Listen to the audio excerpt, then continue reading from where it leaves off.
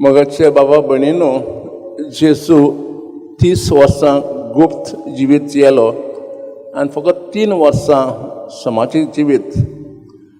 आनी 3 वर्सांनी जेजू देवाचें राज प्रगटलें आनी खूब खूब मिलाग्री केल्यो.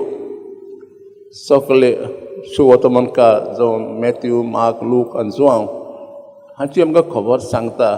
आनी कशे तरेन एक काणी कशी आज आमी एक ती काणी आयकल्या. हे काणे वरवीं जेजू आप परगोडटा. तो कोण? तो जुदेवांक धर्मशास्त्रांक सांगता. हे काणे वरवीं आमकां कसलो संदेश मेवता जायत. पयले सुवातेर त्या 4 जाणांचो भावात ते एक आर आसले मनशाक जेजूशी हाडटात. कित्याक जायत? जेजून ताका बरो करूंक. पूण ते जागो नासलो भितर सरूंक. ताका वयले नोडे काडून ते ताका देंवयतात. खरेंच आमी जाणा की जेन्ना आमी एक कुटूंब असो, एक संस्था अशी देवाला कितें मागल्यार देव आमकां सदांच दिता. कित्याक आमी एक कुटूंब असो आमचो भावात पळोवन जेजू देव आमकां आमची मागणी आयकता.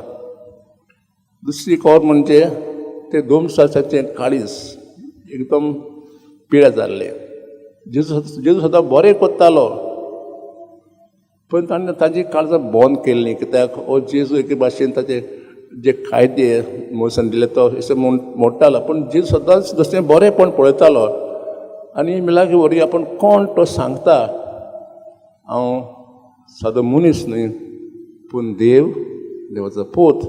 फकत देवाक पातकां बोगसूंक परवानगी हो अधिकार आसा. खास आमी ह्यो कुटूंब सोडून आमी जिया.